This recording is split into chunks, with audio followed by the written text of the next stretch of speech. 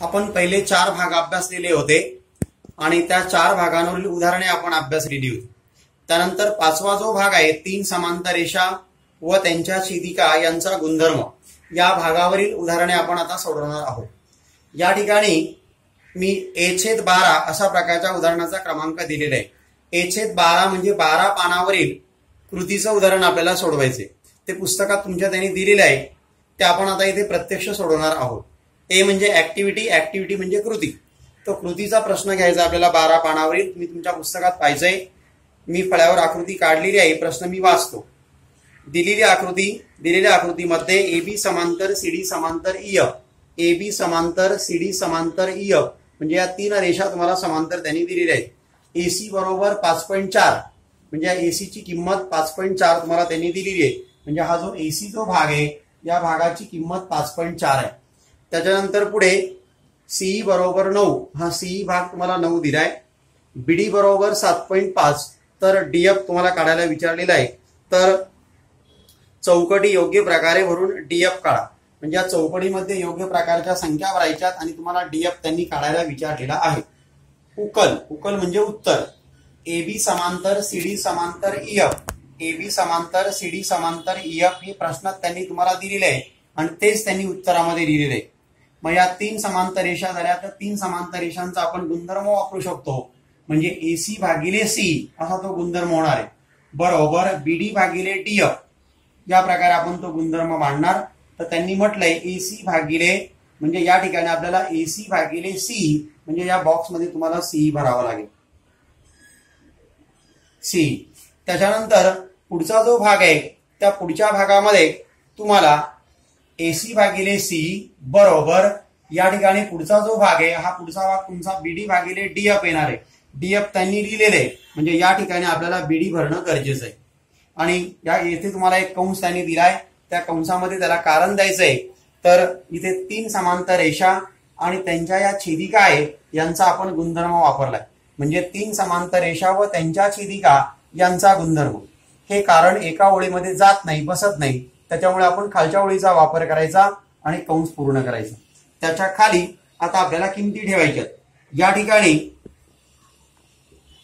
प्रश्नामध्ये AC ची किंमत त्यांनी तुम्हाला दिली 5.4 छेद CE ची किंमत आहे प्रश्नामध्ये 9 बरोबर BD ची किंमत त्यांनी दिली तुम्हाला 7.5 म्हणजे ते 7.5 लिहिणं गरजेचं आहे आणि भागिले DF। आणि त्यांनी मग डायरेक्ट इथे तुम्हाला ही स्टेप घेतली बघा, DF बरोबर एक बॉक्स दिलाय, म्हणजे या DF मध्ये तुम्हाला किंमत भरायची। आता ही किंमत आली कशी हे आपल्याला सोडवावा लागेल। आणि मग हा पार्ट जो आहे, हा मधला पार्ट, हा एवढा जो पार्ट आहे आपण आपल्या मानाने लिहिलाय। पेपरमध्ये तुम्ही हा पार्ट लिहिला तरी चालेल, नाही लिहिला तरी चालेल, यावरून डायरेक्ट तुम्ही इथे उत्तर दिलं तरी तुम्हाला मार्क मिळणार आहे। एकूण या उदाहरणामध्ये 4 चौकोन तुम्हाला दिलेत बघा, 1 2 3 आणि हा 4, हे 4 चौकोन। प्रत्येक चौकोनाला अर्धा अर्धा मार्क आहे, अर्धा अर्धा 1 आणि हा अर्धा अर्धा 1, म्हणजे तुमचे 2 मार्क होणार। आता DF बरोबर ही किंमत आली किती येते ते आपण शोधणार आहोत। अशाच प्रकारचा प्रश्न तुम्हाला ते 3 मार्कालाही विचारू शकतात। जर त्यांनी 3 मार्काला प्रश्न विचारला तर तुम्हाला ते 6 बॉक्स देणार आणि मग प्रत्येक बॉक्स अर्ध्या अर्ध्या मार्कासाठी असे तुम्हाला 3 मार्क मिळणार। तर या ठिकाणी आपण या किमती भरलेल्या आहेत। 5.4 छेद 9 बरोबर 7.5 भागिले DF। आता आपल्याला DF ची किंमत काढायची। मग आपण DF बरोबर तिरक्या संख्येचा गुणाकार करतो, म्हणजे 9 गुणिले 7.5, 9 गुणिले 7.5 भागिले उरलेल्या संख्येने भागतो। उरलेली संख्या आहे 5.4 म्हणजे 5.4 ने भागायचं। आता आपण भागाकार करण्यासाठी हा पॉईंट काढून टाकूया, म्हणजे 9 गुणिले पॉईंट काढला तर 75 भागिले हा पॉईंट काढला तर 54 आणि मग पॉईंटच्या पुढे 1 अंक आहे, पॉईंटच्या पुढे 1 अंक आहे, कुठे शून्य द्यायची आवश्यकता नाहीये। आणि मग आपण भागाकार करूया। 9 1 9, 9 7 54 आणि पुन्हा 54 आणि 6 आणि या 75 मध्ये भाग द्यायचा आहे। 3 दुने 6, परत इथे 3 दुने 6, 1 उरला, 15 झाले आणि 3 5 15, म्हणजे वरती तुम्हाला मिळाले 25 एके 25 अंश, तुम्हाला मिळाला 25 एके 25 आणि छेदाला मिळाले 2। 25 ला आता 2 ने आपल्याला काय करायचंय, भाग द्यायचं आणि 25 ला 2 ने भागणे म्हणजे 25 च्या निम्मे करणे। मग 25 च्या निम्मे येतात 12.5, म्हणजे याचा अर्थ हे जे उत्तर आलंय तुमचं हे आलं 12.5, म्हणजे तुम्हाला DF ची किंमत मिळालेली आहे 12.5 अशा प्रकारे ही 12.5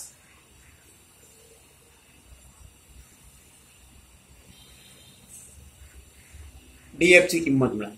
आता काही वेळेस आपल्याला 25/2 हा भागाकार काही कळत नाही, म्हणजे 25.5 कसे आले, 12.5 कसे आले, तर त्याच्यासाठी मी इकडे भागाकार मानतो बघा. 25 ला तुम्हाला 2 ने भागायचं. मग पहिला भाग गेला बे एके बे, उरले 0, वरून घेतले 5, 2च्या पाड्यात 5 नाहीये, बे दुने 4 भाग जातो, बे त्रिक 6 मोठे होतात, म्हणजे फक्त 2चा भाग गेला, बे दुने 4. आता उरले इथे 1. आता वरती संख्या नाहीये, आपण मनाने 0 घेणार, तर इथे देणार आपण पॉइंट.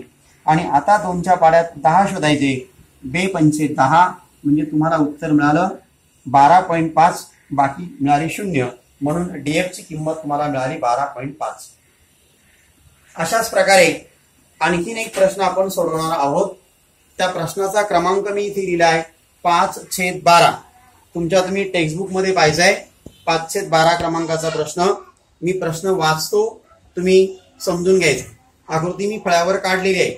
समलंब चौकोन एबीसीडी मध्ये, समलंब चौकोन एबीसीडी मध्ये हा समलंब चौकोन तुम्हाला दिला आहे. या चौकोनामध्ये बाजू एबी ही बाजू, समांतर बाजू पीक्यू ही बाजू आणि समांतर बाजू डी, 3 बाजू समांतर दिल्या. म्हणजे याचा अर्थ 3 समांतर रेषा व त्यांच्या छेदिका यांचा गुणधर्म आपण वापरू शकतो. त्याच्यानंतर पुढे किमती त्यांनी दिलेल्या आहेत. एपी बरोबर 15, एपी ची किंमत 15 आहे. पीडी बरोबर 12, ही किंमत 12 आहे. क्यूसी बरोबर 14. तर त्यांनी तुम्हाला प्रश्न विचारलाय बीक्यू काढा, या बीक्यू ची किंमत तुम्हाला काढायची. मग आता या उदाहरणामध्ये समलंब चौकोन एबीसीडी मध्ये हे त्यांनी तुम्हाला दिलेले आहे. बाजू एबी समांतर बाजू पीक्यू समांतर बाजू डीसी, हे प्रश्नात त्यांनी दिलेले आहे, म्हणून आपण इथे कारण दिलेले. या 3 समांतर रेषा आल्यामुळे एपी भागिले पीडी बरोबर बीक्यू भागिले क्यूसी आपण असं लिहिणार आहोत. एपी भागिले पीडी बरोबर बीक्यू भागिले क्यूसी, 3 समांतर रेषा व त्यांच्या छेदिका यांचा गुणधर्म. हे कारण एका ओळीमध्ये बसत असेल तर ठीक आहे, नसेल बसत तर दुसरी ओळ वापरायची. याप्रमाणे कारण लिहायचं आणि पुढची पायरी खाली घ्यायची. मग एपी ची किंमत आहे 15, 15/12 बरोबर बीक्यू भागिले 14. आणि मग बीक्यू बरोबर तिरक्या संख्येचा गुणाकार म्हणजे 15 गुणिले 14 आणि उरलेल्या संख्येने भागायचं म्हणजे 12 ने, म्हणजे 15 गुणिले 14 भागिले 12. आता यामध्ये भागाकार आपल्याला करायचा आहे. जर आपण 3 भाग दिला तर 3/15 3×12, कारण या दोन्ही संख्या 3च्या पाड्यामध्ये आहे, म्हणजे 3/15 3×12, इथे मी 4 लिहिले. नंतर 4 आणि 7 मध्ये भाग द्यायचा, बे दुने 4 आणि बे 7 14. आणि मग आता 2 ने 5 ला किंवा 2 ने 7 ला पूर्ण भाग जात नाही, म्हणून आपण या दोघांचा गुणाकार करून घेणार आहोत. 7 गुणिले 5, 7×5 35 किंवा 5 गुणिले 7, 5 7 35, एकच झालं. आणि याला भागिले 2. 35 ला 2 ने भागणे म्हणजे 35च्या निम्मे करणे, अगोदर पण तुम्हाला मी सांगितलंय, आणि ते उत्तर आलं 17.5. म्हणजे बीक्यू ची किंमत मिळाली तुम्हाला 17.5, किंवा याप्रमाणे 35/2 अगोदर आपण भागाकार केला होता त्याप्रमाणे 35 ला तुम्ही 2 ने भागा आणि तुम्हाला उत्तर मिळणार आहे 17.5. त्यानंतर पुढील प्रश्न 7/14. आकृती फळ्यावर काढलेली प्रश्न मी वाचतो. आकृतीमध्ये एबी समांतर सीडी समांतर ईएफ, एबी समांतर सीडी समांतर ईएफ किंवा एफई, एबी समांतर सीडी समांतर एफई हे त्यांनी दिले. तर एक्स ची किंमत काढा. बीडी ची किंमत 8 आहे, डीएफ ची किंमत 4, एसी 12 आणि सीई ची किंमत त्यांनी एक्स दिलेली आहे आणि तुम्हाला एक्स ची किंमत काढायला सांगितली. आणि त्याच्यानंतर पुढे काढायला सांगितले त्यांनी तुम्हाला, व एई काढा, म्हणजे एई हा रेषाखंड पण तुम्हाला शोधायचा. प्रश्नामध्ये एबी समांतर डीसी समांतर एफई हे तुम्हाला दिलेले आहे. एबी समांतर सीडी, एबी समांतर सीडी समांतर एफई, एफई ईएफ एकच, हे प्रश्नामध्ये त्यांनी दिलेले आहे. मग इथे 3 समांतर रेषा आल्या, म्हणून आपण 3 समांतर रेषा व त्यांच्या छेदिका यांचा गुणधर्म वापरू शकतो. म्हणजे बीडी भागिले डीएफ बरोबर एसी भागिले सी, बीडी भागिले डीएफ बरोबर एसी भागिले सी. आता आपण किमती ठेवूया. बीडी ची किंमत आहे 8, त्याच्यानंतर डीएफ ची किंमत आहे 4, 8/4 बरोबर एसी ची किंमत आहे 12 भागिले सीई ची किंमत आहे एक्स. आपल्याला एक्स ची किंमत काढायची. एक्स हे जे चल आहे या चलाची किंमत काढायची म्हणजे एक्स बरोबर 4×12 भागिले 8. 4×12 / 8. मग भाग दिला आपण 4×1 = 4, 4×2 = 8. आणि मग जर आपण या 12ला 2 ने भागलं तर बेसक 12. मी भाग दिलेला नाहीये म्हणजे एक्स बरोबर तुम्हाला किंमत मिळाली 6. अशा प्रकारे एक्स ची किंमत आपल्याला मिळून गेली. आता एक्स म्हणजेच कोण आहे तर सीई आहे म्हणून आपण काय लिहिलं सीई बरोबर 6. सीई बरोबर 6. आता आपल्याला ही किंमत काढायला सांगितली त्यांनी एसी ची. ए सी बी हे 3 बिंदू एक रेषीय आहेत. सीई बरोबर 6. सीई ची किंमत एक्स तुम्हाला दिलेली आहे. एक्स म्हणजे 6 म्हणजे सीई बरोबर 6. त्यानंतर आपल्याला एई ची किंमत काढायची. एई ची किंमत काढताना A dash C dash E असा हा क्रम आहे. सी हा बिंदू ए आणि ईच्या दरम्यान आहे. मग आपण लिहिणार A dash C dash E म्हणजेच एसी अधिक सीई बरोबर ए. एसी अधिक सीई बरोबर ए. आता किमती ठेवूया. एसी ची किंमत 12 आहे अधिक सीई ची किंमत आपण इथे लिहिली ती आहे 6 आणि बरोबर आपल्याला मिळाले ए. आणि मग हे उलट आपण मांडलं. एई बरोबर 12 आणि 6 ची बेरीज झाली 18 म्हणजे एई बरोबर 18. अशा प्रकारे तुम्हाला एई ची किंमत मिळाली. यानंतर 3 समांतर रेषा व त्यांच्या छेदिका यांचा गुणधर्म यावर आधारित शेवटचं उदाहरण आपल्याला पुस्तकातील आपण पाहणार आहोत. 8/28 त्या प्रश्नाची मी आकृती काढली. प्रश्न मी वाचतो, तुम्ही पुस्तकात पाहायचा आहे.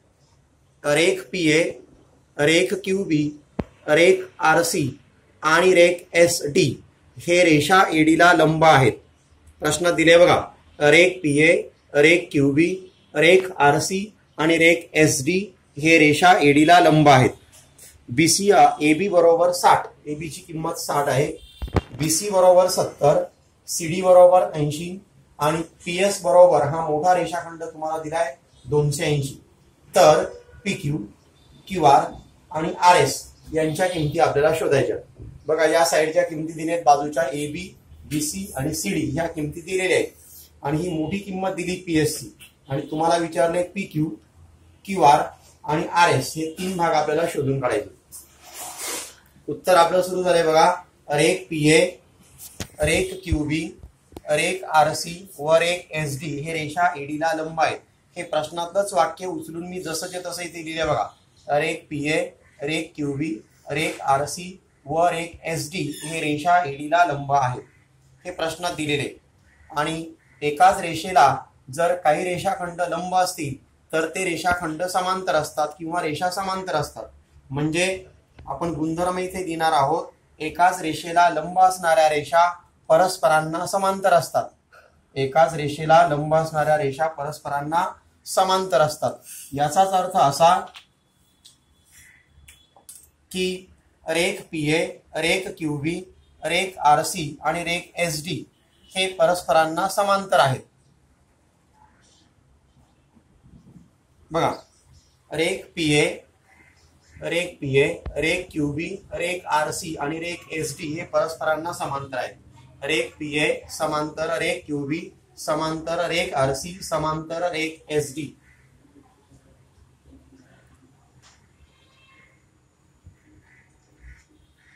आणि मग आपल्याला एक एक किंमत आपल्याला त्यांनी विचारलेली आहे.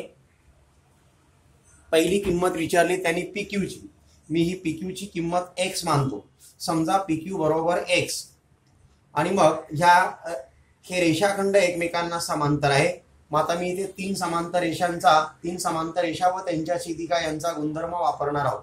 बघा इथून सुरुवात केली मी. पीक्यू भागिले क्यूआर, पीक्यू भागिले क्यूआर बरोबर एबी भागिले बीसी, एबी भागिले बीसी. नंतर आता मी किमती ठेवणार आहे.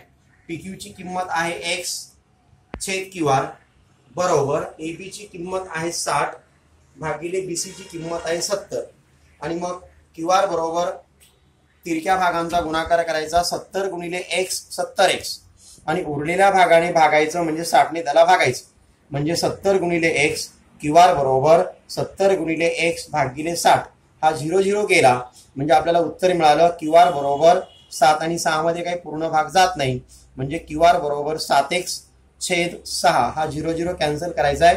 तो केला तरी चालेल नाही केला तरी चालेल. क्यू आर बरोबर 7x/6 अशा प्रकारे आपल्याला हे मिळालं. त्याच्यानंतर आपण 3 समांतर रेषांचा गुणधर्म कसा वापरला बघा, PQ भागिले QR. आता हाच गुणधर्म परत वापरायचा. आता PQ ला सोडून द्यायचं आणि पुढे वापरायचं म्हणजे गुणधर्म कसा होणार बघा, QR भागिले RS बरोबर BC भागिले CD. परत 3 समांतर रेषांचा गुणधर्म वापरायचा बघा, QR भागिले RS बरोबर BC भागिले CD. बघा तसेच QR भागिले RS बरोबर BC भागिले CD. याला एक कारण 3 समांतर रेषा व त्यांच्या छेदिका यांचा गुणधर्म. आणि मग यावरून मी RS ची किंमत काढणार आहे. मग RS बरोबर तिरक्या भागांचा गुणाकार आणि ह्या भागाने आपण भागतो म्हणजे QR गुणिले CD भागिले BC. आणि मग QR ची किंमत आपल्याकडे इथे आहे 7x/6. QR ची आपण किंमत काढली ती इथे लिहायची 7x/6 गुणिले CD ची किंमत आपल्याकडे उदाहरणात 80 त्यांनी दिलेली आहे भागिले BC. BC ची किंमत 70 आहे ती आपण लिहिली. 7 ला 7 गेले, 0 ला 0 कॅन्सल झाला आणि या दोघांमध्ये आपण जर भाग दिला 8 आणि 6 मध्ये तर 6 बेचोक 8 म्हणजे इथे 4 आले. 4 गुणिले x 4x झाले. 6 म्हणजे इथे 3 आले म्हणजे RS ची किंमत आपल्याला मिळाली 4x/3. त्यानंतर PQRS हे जे बिंदू आहेत हे बिंदू एका रेषेमध्ये आहेत म्हणजे P', Q', R', S असं आपण लिहू शकतो. त्यामुळे PQ अधिक QR अधिक RS, PQ अधिक QR अधिक RS बरोबर आपल्याला PS मिळणार आहे. ते इथे मांडलं बघा मी, P', Q', P', बघा इकडे P', Q', आणि मग म्हणून PQ अधिक QR अधिक RS बरोबर PS. आता आपण किमती ठेवूया. PQ ची किंमत आपण इकडे पहिल्यांदा PQ बरोबर x अशी मानलेली आणि मग म्हणून PQ बरोबर इथे आपण x घेतला. QR ची किंमत आपल्याकडे 7x/6 आहे मी तिथे लिहिली बघा 7x/6 अधिक RS ची किंमत आपल्याकडे 4x/3 आणि बरोबर PS ची किंमत प्रश्नामध्ये तुम्हाला त्यांनी 280 दिलेली आहे मी इथे 280 लिहिली. आता हा एक अपूर्णांक आहे हा एक अपूर्णांक आहे यांची आपल्याला बेरीज करायची. हा पूर्णांक जरी असेल तरी याला एक छेद आहे म्हणजे हा सुद्धा अपूर्णांकच झाला. आणि अपूर्णांकांची बेरीज वजाबाकी करताना आपल्याला छेदांचा लसावी काढावा लागतो म्हणजे या ठिकाणी 3 आणि 6 हे 2 छेद आहेत यांचा आपल्याला लसावी काढावा लागेल.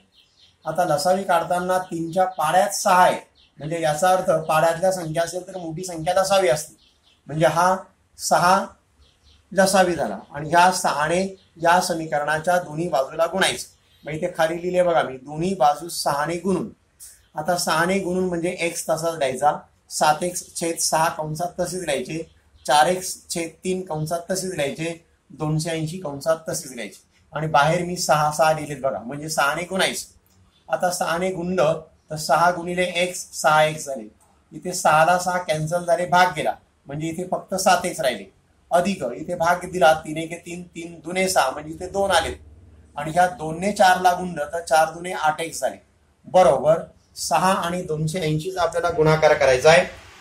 6 0 0 6 8 48 4 अच्छे 6 2 12 12 आणि 4 16 8x 7x आणि 6x यांची बेरीज येते 21x बरोबर 1680. मग ह्या 21 आणि x मध्ये गुणाकाराचं चिन्ह आहे 21 पलीकडे जाऊन भागणार म्हणजे 1680 भागिले 21. 21 6 8 168 येतात आणि 21 0 0 म्हणजे x बरोबर तुम्हाला किंमत मिळाली 80. पण x म्हणजे आपण PQ ला मानलेले आहे PQ ची किंमत x आहे याचाच अर्थ PQ ची किंमत 80 आहे कारण x बरोबर 80 PQ बरोबर x म्हणजे PQ बरोबर 80.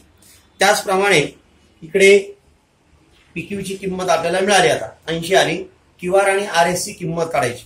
QR करता आपल्याकडे विधान आहे 7x/6 मग मी इकडे मांडलं बघा परंतु QR बरोबर 7x/6 आणि RS चं पण विधान आपल्याकडे आहे RS बरोबर 4x/3 आणि आता आपण किमती ठेवूया बरोबरच्या खाली बरोबर 7 गुणिले x ची किंमत आपण इथे मिळवलेली आहे 80 ती आपण इथे ठेवली आणि छेद 6.